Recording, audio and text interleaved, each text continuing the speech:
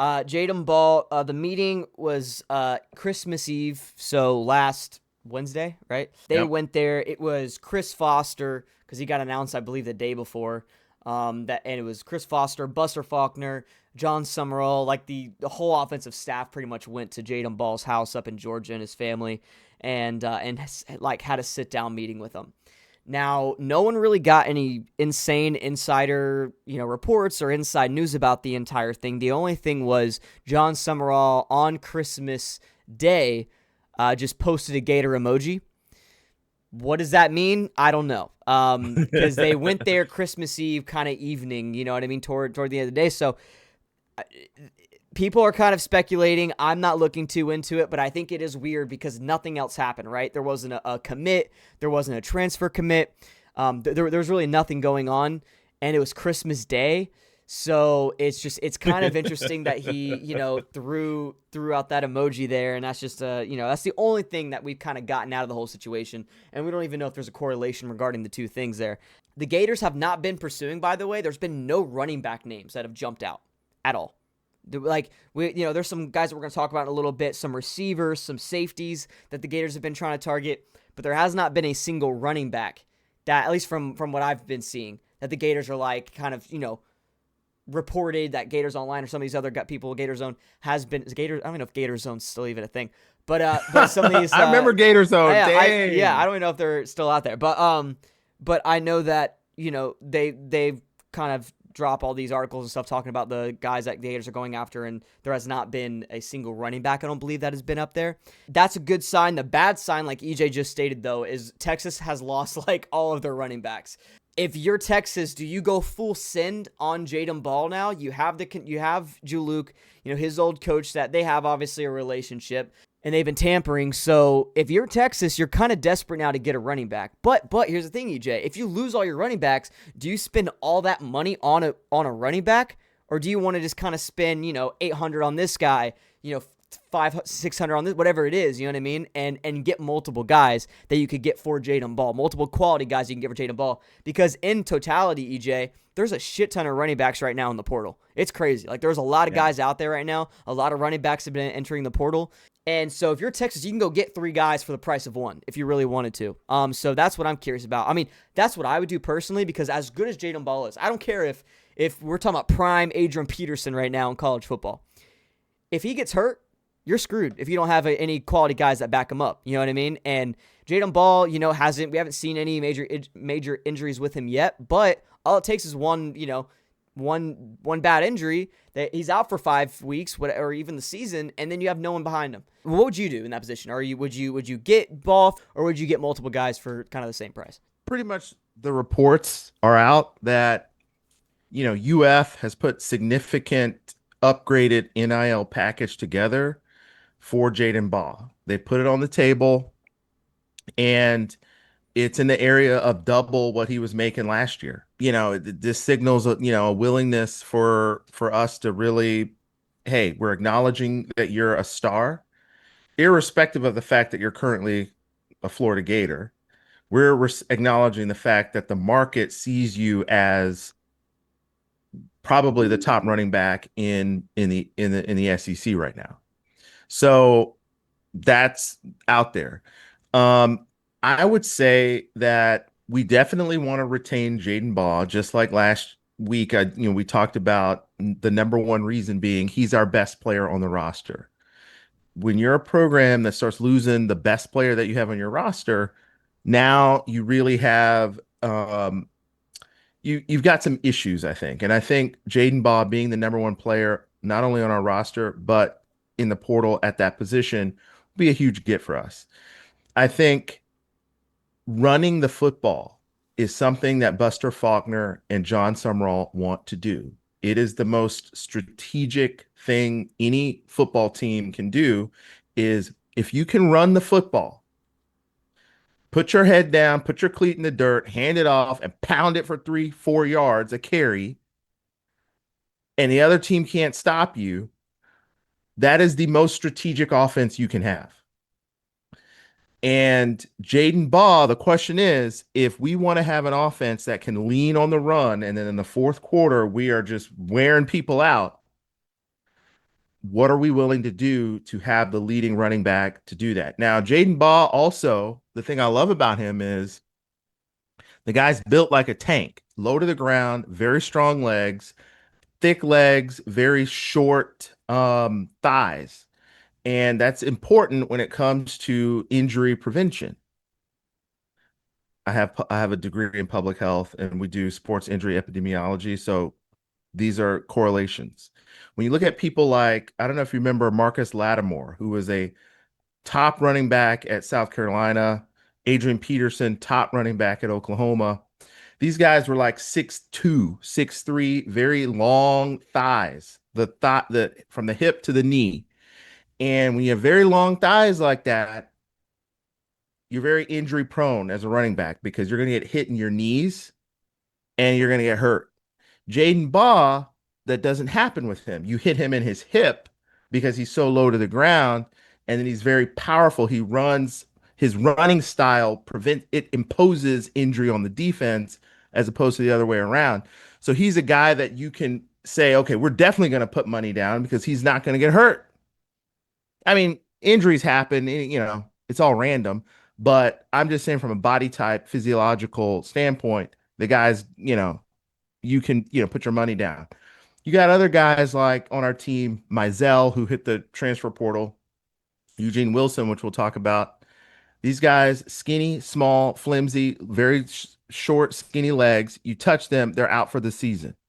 So you want to have physical guys on your team. I say go all in for Jadan Baugh. It seems like they've done that. If Jadan Baugh decides, you know what, I'm going to go to Texas or wherever I'm going to go, I don't think it's the end of the world for Florida. But I will say this is I would probably say it's the single most important roster get for Summerall so far. But, if you're trying to run the ball 35 times a game, you got to have an all-American Heisman dark horse candidate that can do that. And that's why I think, you got to go all in for him. I'm positive, but it's probably more like 55-45 that he stays with Florida. I don't think Jadan Ball's a guy. I think he wants to stay at Florida, right? And like you said, I think that we've matched the offers on some of these others that every school has given him. I think it just comes down to, does he think that the scheme at Florida is what he wants to run in? And I think if you look at Chris Foster's past, if you look at Buster Faulkner's offenses, I think it's a pretty obvious get. I think it's a pretty obvious choice. I think come back to the University of Florida. That's why I think that he's not going to go anywhere. I truly don't think he'll leave. But I've been wrong before, so you never know. And like Rob said, he is a very important guy to keep because you, as a staff, you got to keep guys that you want to keep, right? You're not going to with every single guy, but I think when you publicly make him such a priority, I think you have to follow through with that and retain him. Yep. I think that's important to gain the fan base's trust. I think that's in the sense of you're in control. You know what I'm saying? You want the fan base to think you're in control. Everything's going your way. When you start to lose control, that's when the fan base starts to question you. And I think at such an early part of this guy's tenure and John Summerall, I think you need to gain that trust very, very quickly and in a serious way. And I think a big way to do that is with Jadan Baugh. So I think the Jadan Baugh retention won't only be good for the actual team's performance next year. I think it'll be good for the fan base when it comes to getting behind John Summerall. I think it'll be massive. And so we'll see what happens there. And it's just something to kind of keep an eye on. Some other running backs I think have they haven't signed yet to come back, but they've talked about Webb, a guy that they wanted to come back, but like I said, I don't think that's been confirmed. There's only been like 8 guys that have been confirmed to come back, which we'll get into right after this. But Webb isn't one of them. So I think if you can have Webb to actually sign, I think that'd be a great second guy to have. You have that freshman guy coming in as well. You have a little bit of depth there that I think will be good for you. And so I'm not too worried about that. So hopefully we can keep Ball. That'd be great, especially since we haven't heard anything about quarterback. Last time I heard about any new quarterback transfer stuff or that we're kind of zoning in or coming down to on with the quarterback, it was like 2 weeks ago. And so no new news on that. We'll see. The transfer portal opens up. Oh, shit. Wait, it opens up what? Friday.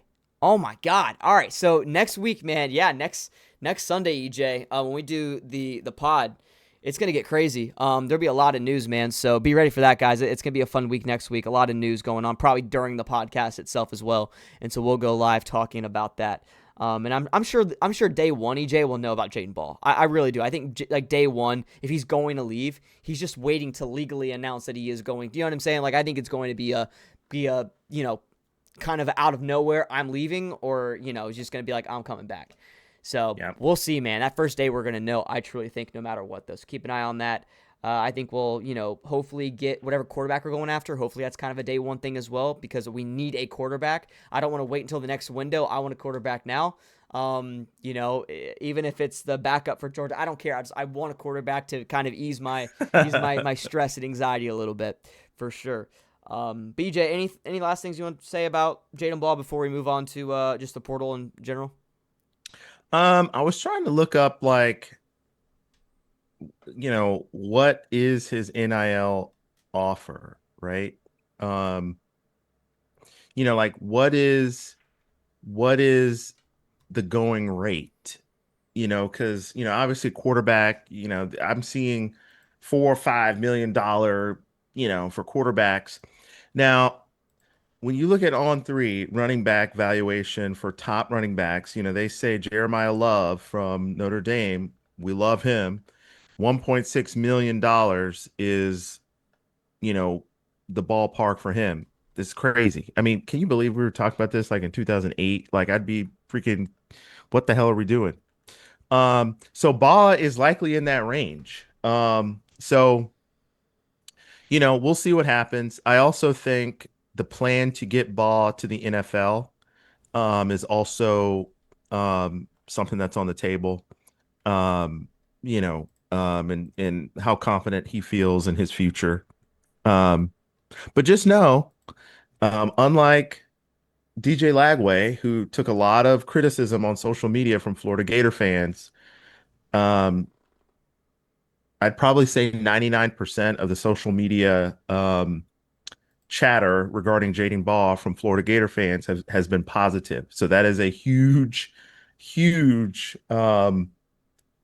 plus, when you're talking about kids making a decision as where they want to go with their parents, is it a good fit? Do the fans like me? It's a big decision factor now. So there you go. Yeah. Um. Yeah. Jeep Girl said I read 1.5 million. Yeah. I mean he's worth that Yeah, if he stays that's around healthy. there. And so yeah, I like that. That's around there. Whew, all right. It's crazy. Oh man, the NIL's got to be. I mean, I love it because it's such a chess game, and it truly is tactics. How much money do you want to spend on each guy? Because you got a whole roster. You got 60, 70 dudes that you need to get in there and pay. And let me tell y'all something. And people don't think about this, but a Kirby Smart strategy. Why is Kirby Smart still considered the top coach? NIL is not just about paying to get players to come onto your team. It's paying to keep players off of rosters of teams that can beat you. so so if you're thinking about your competition, like if you're a leading national championship caliber team and there's Jaden Baugh in the freaking portal, your goal is to not get him just to put him on your team, but to get him so that your number one rival who can probably beat you also doesn't have them. So that's a strategy that, Kirby Smart has talked about, and people need to understand that. You know what I mean? So, hey, if we get him, that's great. That means somebody else doesn't have him and run us over with him.